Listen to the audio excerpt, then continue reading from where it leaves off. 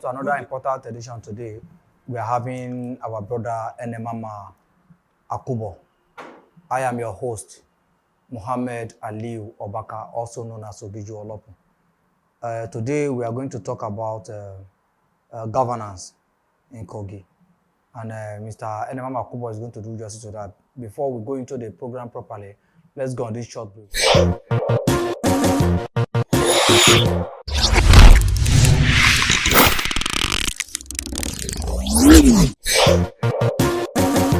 Welcome back, Mr. ENEMAMA AKUBUR.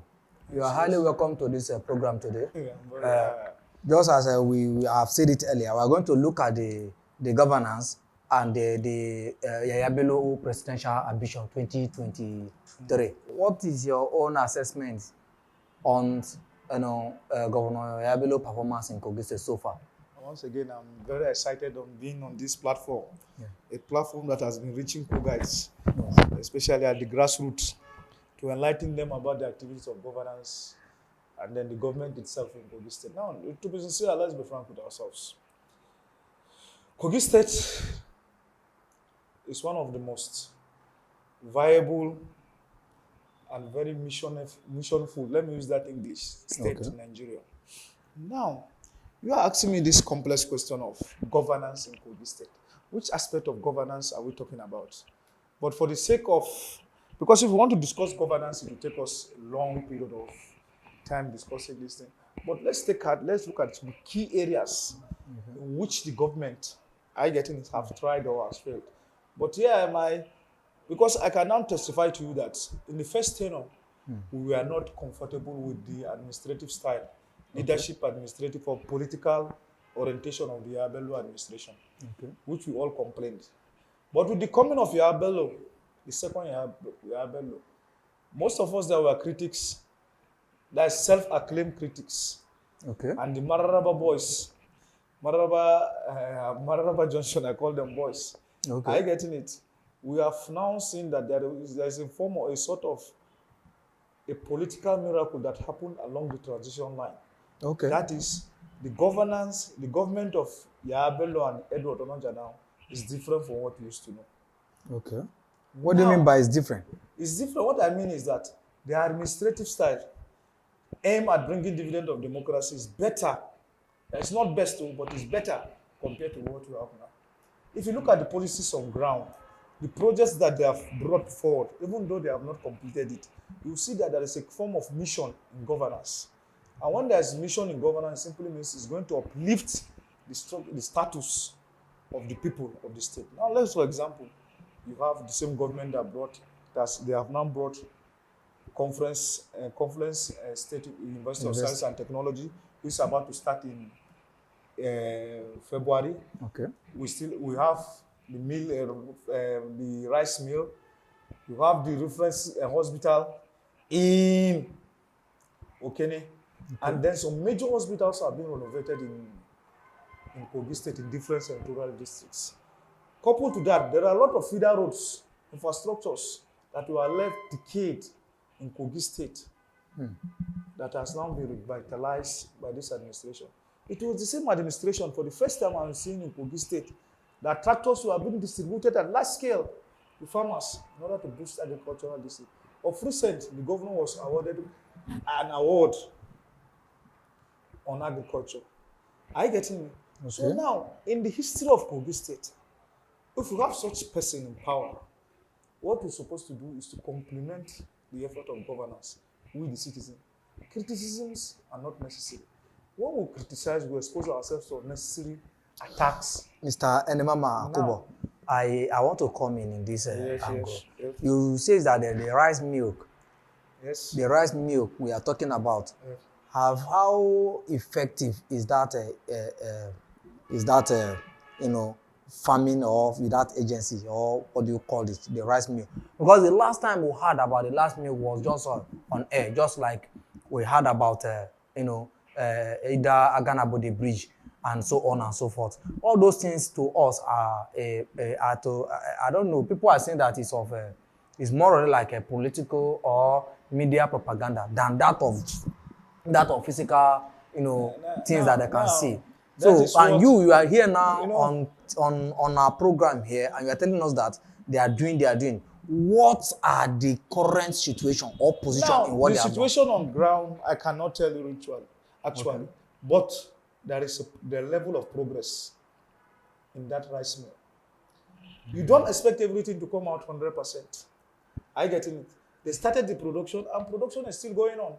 But the problem, we don't know whether the production is to commercial level, the level of the production. I getting it, which I cannot say.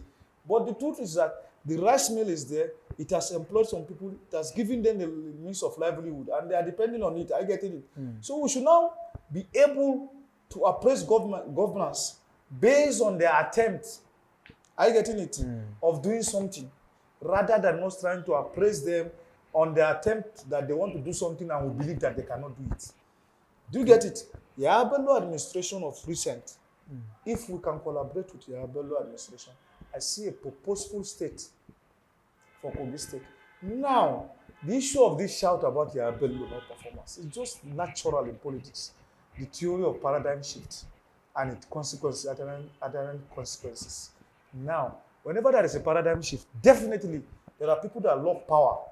They attempt to go to power, but they can't get it. So such people usually, if psychological care is not taken, they become frustrated. So you don't expect them to say good about the government. Okay, Look you at on your now own there is side a paradigm now. shift.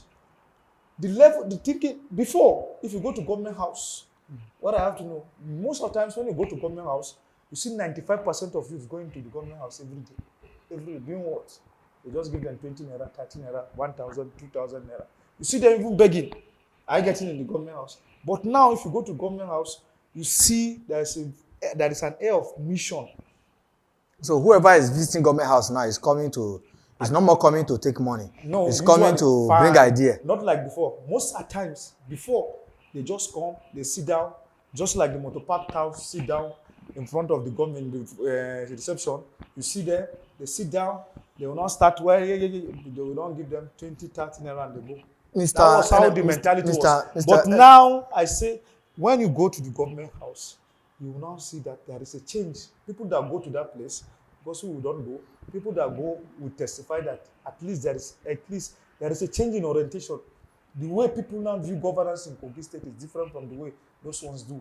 I call them Marara boys. After they left Kogi, when they were displaced as a result of the paradigm shift, they went back to their Mararaba base. That is where they now criticize the government for. Well, I don't know what you mean by Mararaba boys. When I'm in Kogi, we're talking about Kogi and you're saying Mararaba boys. Well, that is your own. No, Mararaba boys, let me define Mararaba boys. These are displaced Kogi youths that were used to psychophancy. They were displaced by this present administration. Most of them relocated from Kogi and they are back to Abuja. So where you find them mostly is that Mararaba Junction. So we now refer them to Amara boys. So most of those criticism is not coming from the real Kogites. It's coming from those people. And that is because you cannot say anything in Kogi, staying in Kogi and criticize government. Before you know, you'll be picked up by either DSS or that of thugs. So that is why they're running away from there. My so friend, there is nobody. I getting it. A troublemaker is supposed to be giving trouble. You cannot tell me you are just a natural critic of government and government will chase you. But when you keep on lying, when you keep on saying abnormal things, definitely you will expect a reaction. Let me tell you the truth. You can't tell me there is nothing in Kogi State. I see people being creative in Kogi State because the mentality of Omawide or what they call it that time. Omaede, go and collect has been removed. Look at creativity. You can't tell me there is nothing in Kogi State. I saw a lot of youths, even me too. Even us too. Why is it that we are still in Kogi State? Mr. ENEMAMA. Those people are natural. Those youths that are criticizing government are what? Mr. ENEMAMA. Mr. ENEMAMA. Yes. Are you saying that you are satisfied with the level of our, or with the situations of our road in Kogi State? Are you saying that you are satisfied with the level of our hospitals or primary health care in Kogi State? Are you saying that you are satisfied with the secondary school and this in Kogi State? Because these are the places. I can't tell you that I am actually satisfied because you can't satisfy human being. If I am to be satisfied, I will crave for something like the hospitals in USA and the rest. But what I am seeing on ground, I getting it. You just have to accommodate what you have You know how to make the best out of it. Mr. ENEMAMA, do you know that the roads, listen, do you know that those roads were not the product of Yahaya Bello? We have past administration. What they keep on using is that government is continuous. Yeah, so it's continuity in government. There's continuity in government. They are supposed to be maintaining those roads, and the roads are not getting what they are not being maintained. They are being abandoned. Listen, so what do you expect? Most of those roads are federal government roads. Are you getting it? And I'm seeing, in fact, because of the level of, Kogi State is an interstate. It's an interstate route. Okay. Mostly, it is about how many states pass through Kogi State. You can imagine the pressure on the roads for the vehicles. Any state that is like Kogi State will have problem of roads. You have the Dangote trailers moving everywhere, every day, every night on those roads. So the construction of roads, those major roads in Kogi State, whether you construct them today, the next time you see them, they will still fall back because the vehicular pressure on those roads is too much. Just like in Lagos State, they repair road in 2 days. In the next 3 days, you see them, they are bad because of the vehicular pressure. But in other states that you see those roads are too fanciful, it's because in 1 day, maybe only 2 cars will pass that road. But in Kogi State, so because of that, they should be abandoned? No, they are not abandoned projects. So if you, Mr. ENEMAMA, I'm coming, you say that those roads in Kogi State are federal government roads. Well, agree. Your governor, Governor Yahaya Bello, is acclaimed to be very close to the president of the country, President Muhammadu Buhari. Why can't he influence or, remind the president that, look, or the minister of work that, look, roads in my state are very bad, and I want you to continue, repairing them and all that because of the heavy duty that pass there and all that. You compare Lagos with Kogi, that, these people are repairing their road. In Lagos, they repair their road every day, just the way you have said it. So why can't we, keeping servicing our roads or patching our road on daily basis or weekly basis or monthly basis? Where is the resources? The question now is the resource question. Resources, not resources. I mean resources. How much is Kogi State? How much is Kogi State listed? You pay salary. I'm sure 80% or 70% of Kogi State allocation goes on salaries. 90%? I'm not saying 90, about maybe 60. Okay. From the work you see, the workforce have been overpopulated from the past administration. But Yahaya Bello government has reduced them by the screening he conducted, and still has not been able to pay. He has not been able to pay salaries. Workers are complaining. The pensions are complaining. Everybody are complaining. So what is really the problem? Workers complain is natural. I get it. Non-payment of salary is not something that is new in Nigeria. All administration in Kogi State has the same peculiar problems of non-payment of salary because of what the civil service was overbloated. He came and conducted screening. He did his best, but up till now, the civil service is still overbloated. I get it. If he start those screening, I could remember we were the one criticizing him. But when you look at the technical advantage, you will see that the best was the screening at that point in time. And which he has done now. Thank God that he has started paying, they say percentage, according to them, percentage salary. I think half bread is better than none. Because we had administration in Kogi State that salaries are not even paid. No. There's no administration. Salaries were owed. The salary, I'm coming, the salary that were owed by the past administration, that is WADA. So WADA applied for bailout fund. And that bailout fund was given to Governor Yahaya Bello in order for him to be able to pay salaries and other debts that the state government is owing. But after they still collect that bailout fund, still nothing is still happening. Nothing that they have not, even workers are still complaining. Now, so what is the essence of giving out bailout fund? And that issue of bailout fund is not for me to talk. I getting it. That fund was given and it was distributed. I getting it. That fund to me, salaries, that was what cautioned the effect of lack of payment of salary in Kogi State. It was used to some certain level. And then the rest maybe were used for infrastructural development in the state. So now, what I'm now saying is very simple. The fact is that this man, in his second coming, that is why I'm analyzing his second coming, not his first tenure.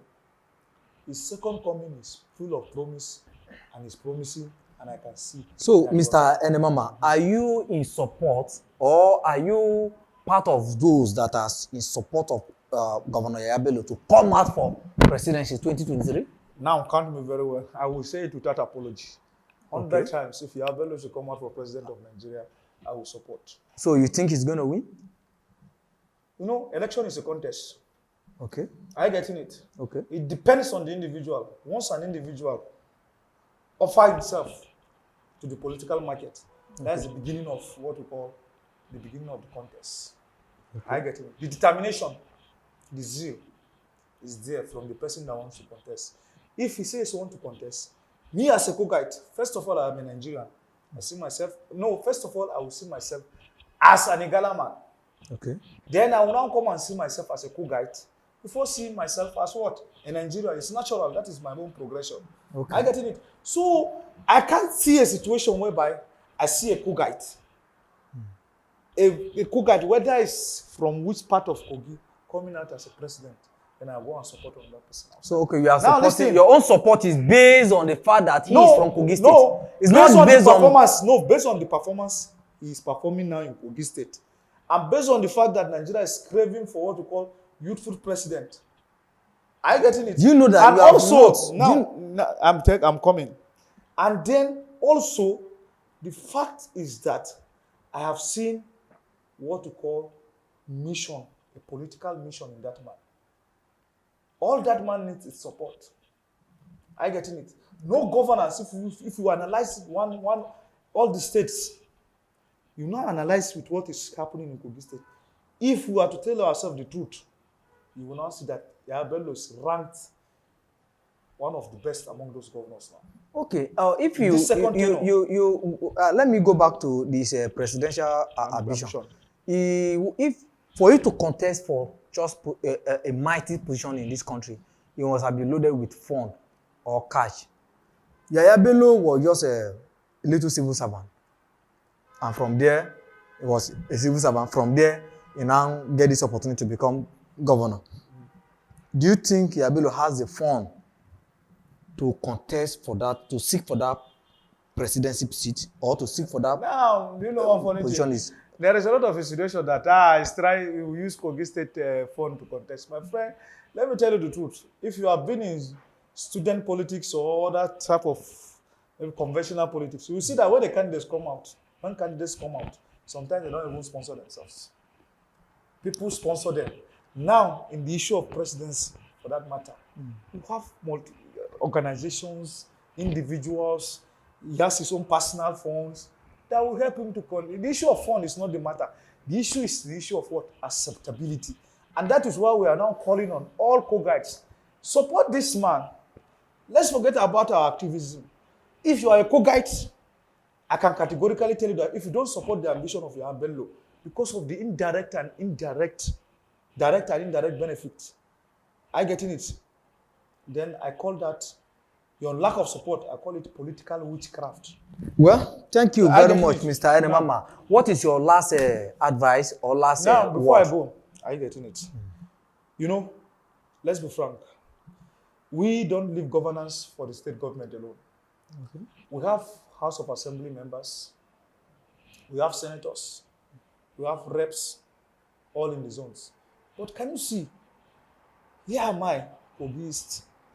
We said we have a senator called Senator. It's a church, isn't it? We have from the Ankpa axis, we have people like Halims. Are you getting it? This is not the era of going to the National Assembly, speak English, and snap picture and post it on Facebook for propaganda. Do you know that the highest rate of poverty and hunger in Kogi State is from Kogi East? But then why? Why? When we Because have the governor that you think is performing. It's not the issue of governance. That is why they narrow it down to senators and the rest. These people collect constituency allowance. All what we can see is just that a senator is now reconstructing or revibrating, what should I say, an outdated, should I say, palm oil producing factory. While the road leading to that factory is not good, the people there don't have light. Poverty is very in that place, in that area. And you are telling me that you are doing a progressive project. These projects are indirectly turning Kogites into poor people. We need governance with mission and vision. Are you getting it? They just come and they make noise, they go back to Abuja. They give us borehole that you cannot maintain in that community, while they go back to go and drink some water in Abuja. So what are we saying? Let's be frank. There's a failure of leadership in Kogi East. That is why poverty is increasing at a geometrical rate, while development is at an arithmetic level. Okay. So what are we now saying? Let's be frank. It's now time for those representatives to tackle issues like issue of erosion, bully erosion.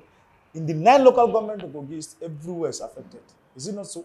You can bear witness. It's destroying houses, destroying businesses, the erosion. Okay. There is issue of light. You cannot boast of communities that have light in Kogi State. Why can't these people, even they cannot do, why can't they facilitate it? Why can't your own governor do it? The Governor governor is the chief provider, chief security officer, and chief provider in your state. Listen, let me tell you, if you are not trying to blame the governor of the state for this, we will still keep on blaming. What are those representatives doing? So that is the question that I'm asking. So it's now time for us to appeal to them. Echocho, Halims, Bewas, Alpha, are you getting, is it David? Yes. Zachary. All those people, they have to come back and think positively about the development of our people. Let's raise our people from poverty. Do you get it? Let's raise our people from poverty. Now to my local government, Dankwa, just go and see. It has been devastated by what? Erosion. I heard that the incoming chairman decided to relocate from his house because of erosion.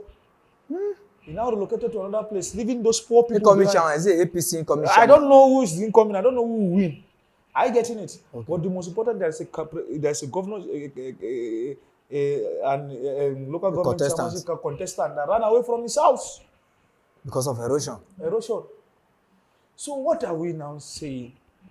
Please and please, governance in Kogi State is supposed to be a collaborative effort between both the opposition and then what we call the people in governance. Okay. The more we continue all this our opposition, the more we start looking at the failure of Kogi State. And I'm telling you, after our Bello administration, if the progressive trend is continued, that is maybe if by God's grace, if Edward Onoja becomes the governor of the state, I'm telling you, within these 16 years, we shall see a different Kogi State. So you are also campaigning for Edward Onoja? No, to be the next governor? I'm not listening. I am solely for any Igala candidate that can provide. Are you getting it? Okay. I'm not to be tribalistic, but sometimes you have to say the truth. Okay. Either Edward Onoja or any other candidate from the Igala region, that has been my part. That has been my stand from the beginning. Okay. I will support the person. And Edward Onoja, if in fact I have seen a kind of political dynamism in that man. He has a political vision. So if those two administrations can continue from Yahaya Bello to Edward Onoja, I don't think there will be a problem in Kogi State in the next future.